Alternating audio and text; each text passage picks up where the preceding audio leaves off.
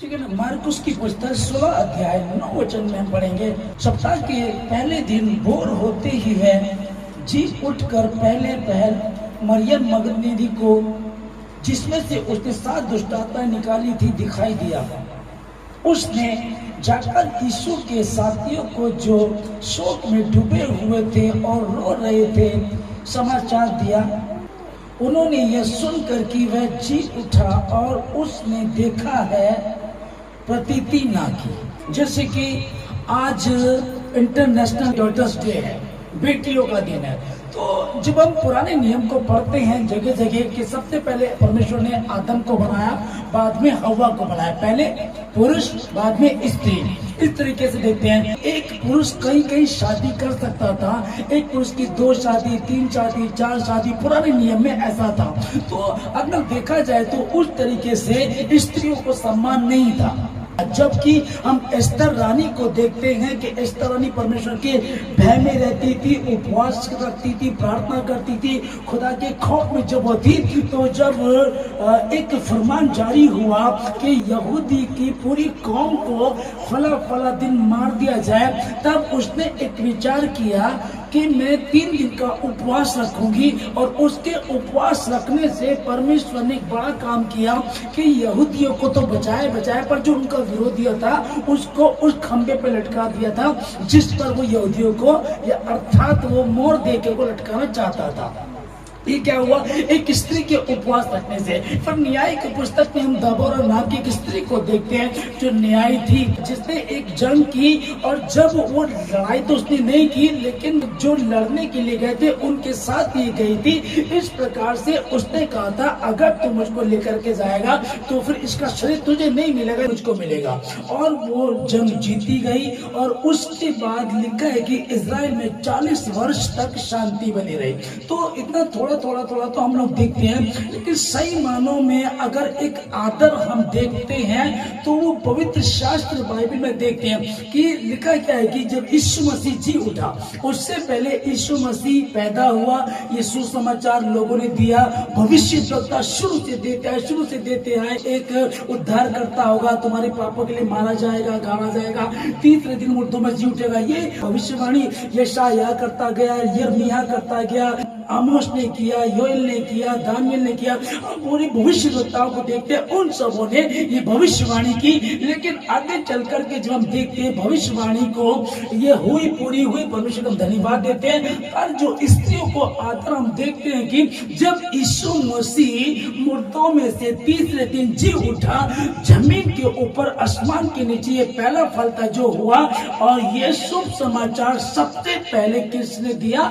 स्त्री ने दिया। हम देखते हैं कि यीशु मसीह एक स्त्री के द्वारा पैदा हुआ, तो होना था क्योंकि भविष्यवाणी थी, वो तो क्लियर आती। पर यहाँ हम देखते हैं कि आदर जो दिया गया ये कि पुरुष को दिखाई दे सकता था, अपने चेलों को दिखाई दे सकता था, लेकिन लिखा है कि मरियम मगदलीनी, जिसमें 7 दुष्टात्माएं थी, यीशु मसीह ने निकाली थी, जो वो सवेरे यीशु मसीह की कब्र पे पहुंची, तो यीशु मसीह जी उठने के बाद सबसे पहले जो दिखाई दिया वो एक स्त्री को दिखाई दिया। तो कई बार हम देखते हैं कि पवित्र शास्त्र बाइबल के हिसाब से तो यहाँ परमेश्वर ने औरतों को, स्त्री को आदर दिया। और जैसे कि आज इंटरनेशनल डॉटर्स डे है, बेटियों का दिन है, तो इस दिन को बहुत लोग मना रहे होंगे, बहुत लोग मनाते भी हैं, बहुत लोग इसको मान भी रहे होंगे, एक दूसरे को हैप्पी डॉटर्स डे कर रहे होंगे। लेकिन सच्चाई पता है क्या है? सच्चाई है कि अगर 2 बेटियां आपकी यहाँ आ गई है और तीसरी आप गर्भवती हैं, तो उसको पेट में ही मरवा दिया जाता है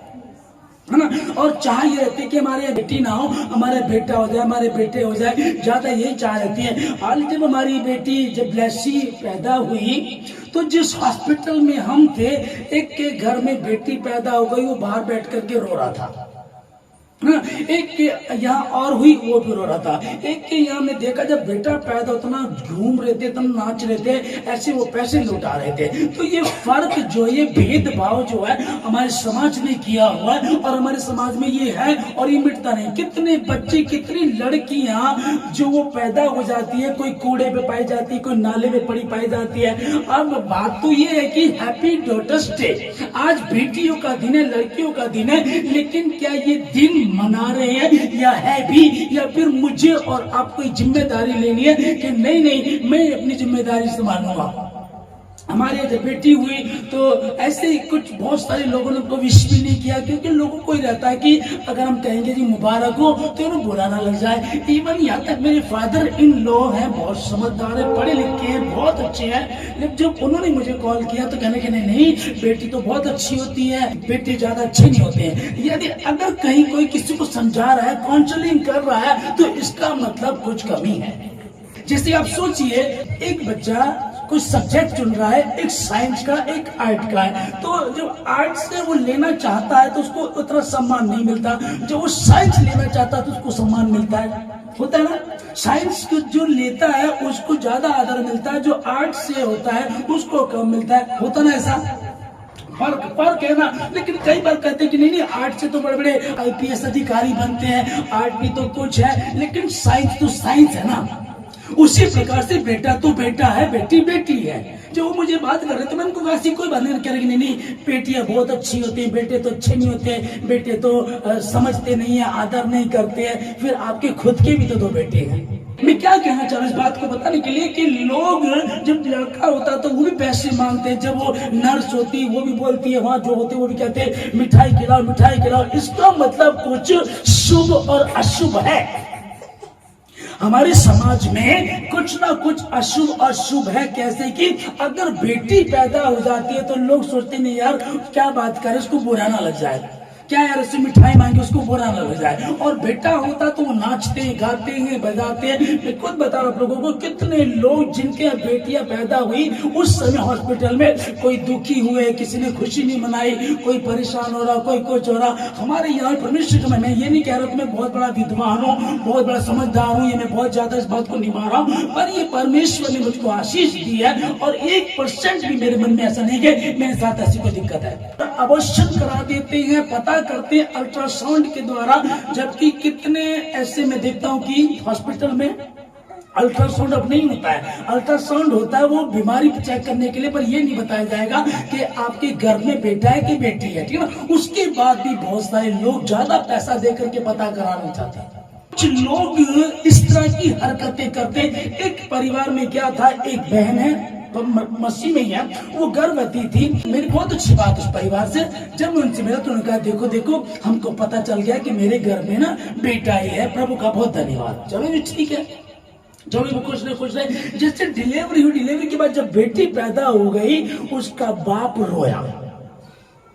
पहले हमारे एक लड़की है, फिर दूसरी हो गई, ठीक है ना। तो अगर हम परमेश्वर को मानते हैं और परमेश्वर के भय में रहते हैं और कहते हैं परमेश्वर तेरी योजना मेरे जीवन से पूरी हो, तब हमको बिल्कुल भी ऐसा नहीं सोचना चाहिए मेरी 1 बेटी होगी, मेरी 2 बेटी हो गई है, अब कैसे होगा, बेटा होगा कि नहीं होगा। क्योंकि जब हम ऐसा सोचते हैं तो इसका मतलब परमेश्वर की प्लानिंग में नहीं है। इसका मतलब मैं अपने आप को मिट्टी नहीं कह रहा हूँ और ना मैं उसको अपना कुम्हार मान रहा हूँ। यदि वो मेरा कुम्हार और मैं मिट्टी हूं तो जो कुछ वो मेरे जीवन में करेगा वो उतना नहीं होगा। तो परमेश्वर ने इस बात को साबित कर दिया कि चिंता मत करो। पुराने नियम में कई जगह हम देखते कि ऐसा पाया जाता पुराने नियम में 2 शादी कर लो, 4 शादी कर लो, 10 शादी कर लो, कोई दिक्कत नहीं थी। पर यीशु मसीह जो नया नियम लेकर के आया था इसमें यही था, एक पत्नी का एक ही पति हो, एक पति का एक ही पति हो, एक पति की एक ही पत्नी हो, ऐसा कुछ नहीं है। अगर मर जाए तो ऑप्शन लिखा, वरना दूसरा कोई ऑप्शन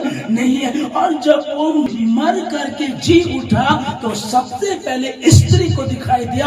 और दुनिया में सबसे बड़ा सुसमाचार यही है, क्योंकि सुसमाचार बहुत है, बहुत राजा महाराजा संत साधु बड़े बड़े ज्ञानी पैदा हुए, उनके बारे में हुआ, उनके बारे में लोगों ने बताया। लेकिन ये पहला फल हुआ जो मरा और तीसरे दिन मुर्दों में से जी उठा। और जी उठने के बाद उसने सबसे पहले वो किसको दिखाई दिया, एक स्त्री को दिखाई दिया। और ये पहला शुभ समाचार समाचार। दुनिया में बहुत सारे समाचार थे, बहुत सारे समाचार थे, पर यीशु संदेश के वो मसीहा जो मर गया था वो तीसरे दिन मुर्दों में से जी उठा, मरियम मगदलीनी को दिखाई दिया और उस एक स्त्री ने जाकर के लोगों को बताया यीशु मसीह जी उठा है, यीशु मसीह जी उठा है, यीशु मसीह जी उठा, यीशु मसीह जी उठा। ये पहला फल था जो जी उठा और एक स्त्री को दिखाई दिया। सबसे बड़ा सम्मान यीशु मसीह ने उस खुदावन ने यहाँ से देना शुरू किया। अगर मेरा बेटा होता तो कोई बात नहीं है, शुभ समाचार लेकर के वो बेटियां आई थी। परमेश्वर की मर्जी पूरी हो, अच्छी बात है, बेटा हो अच्छी बात है, अच्छी बात है, जोड़ा हो जाए तो बहुत अच्छी बात है, और अगर नहीं है तो भी उसकी मर्जी पूरी हो। क्योंकि हम लिखते तो हैं दीवारों पे अच्छी बातें लिखते तो हैं, पर उसको मानते नहीं हैं। लिखते तो हैं, एक दूसरे को पोस्ट करते हैं, व्हाट्सएप पे करते हैं happy daughters day, happy daughters day, लेकिन कितने लोग हैं जो वाकई उसको निभा रहे हैं। और मुझको दूसरों का तो मैं नहीं कहूंगा, कम से कम मैं मसीह लोगों से कहना चाहूंगा कि हम परमेश्वर के वचन को आदर दें और कहे प्रभु तेरी स्तुति, तेरी महिमा, तेरी इच्छा जैसे आसमान पर जमीन पर मेरे जीवन से, मेरी पत्नी के, मेरी बेटियों के, मेरे परिवार से हो जाए। और अगर बेटी दी है तो उसकी योजना थी कि यीशु मसीह जगत में आए और उसको लाने के लिए एक स्त्री चाहिए थी, पुरुष नहीं चाहिए था, स्त्री चाहिए थी। और ध्यान से सुनिएगा कि जब ये भविष्यवाणी हुई, अब एग्जैक्ट टाइम तो था नहीं कि यीशु मसीह कब आएगा, कौन से साल में होगा, सिर्फ ये था कि वो उद्धार करता आएगा, उद्धार करता आएगा। भविष्यवाणी होती और वो स्त्री के द्वारा आएगा। कितनी औरतें, कितनी लड़कियां थी जिन्होंने शादी नहीं की क्योंकि वो कुंवारी से जन्मेगा, ईमानदार रही, पवित्र रही, विवाह नहीं किया, बुढ़िया होकर के मर गई, कितनी मर गई। और जब समय आया तो यीशु मसीह ने मरता मरियम को चुन लिया, मरियम को वो फल दिया और वो कहती कि धन्य हुई मैं। अलीशिबा जिसके द्वारा यूहन्ना पैदा होता है, और यूहन्ना वो जिसने यीशु मसीह को बपतिस्मा दिया था, वो भी एक स्त्री थी। परमेश्वर का धन्यवाद देते सारी बातों के लिए। मैं अगर बहुत सारी बातें हमें समझ में नहीं आ रही हैं तो एक बात सिंपली मैं कहना चाहूंगा कि जब अपने आप को कहें खुदा मैं मिट्टी हूँ, आप मेरे कुम्हार हैं, मैं, मेरी पत्नी, मेरा परिवार आपका है प्रभु जी, आप जैसा चलाना चाहते, जैसा बनाना चाहते आप बनाइएगा।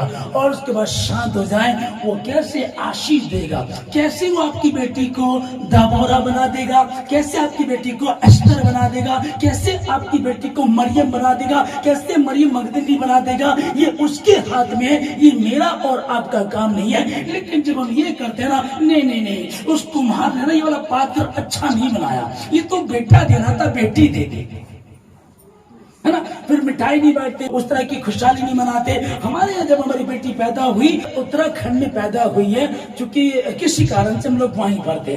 जब हम अपने घर में आए, कुछ लोग मानते हैं बिल्ली ने रास्ता काट दिया, कुछ लोग बोलते हैं कि आज तो बृहस्पतिवार है, साबुन नहीं लगाना, आज शनिवार है, कोई अच्छा सामान नहीं खरीदना, और श्राद्ध के दिन चल रहे हैं, उसमें तो कोई बिल्कुल भी नहीं लेना चाहता रिस्क।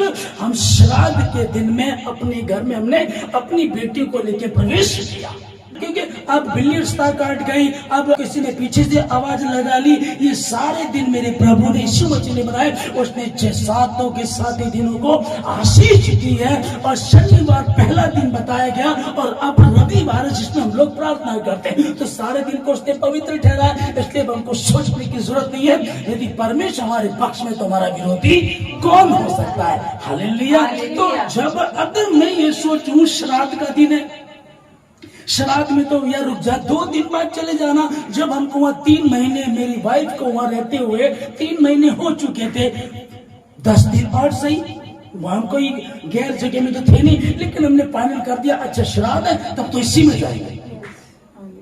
अगर श्राद्ध है तो इसी में जाएंगे, और दिन भी शनिवार का पड़ रहा था। हम आए और सब कुछ अच्छा है, और यदि कुछ घटी है भी तो हम जानते हैं हम प्रोसेस में हैं, परमेश्वर की प्लानिंग में। और यदि वचन को आदर देंगे तो हो ही नहीं सकता, वचन को अगर आदर देंगे तो हो ही नहीं सकता कि कोई सामने वाला तो पर हावी हो जाए। वो हावी शैतान जब हावी हुआ है, वो तभी हावी हुआ जब आप वचन से हटते। चाहते हैं। So God bless you, happy daughters day.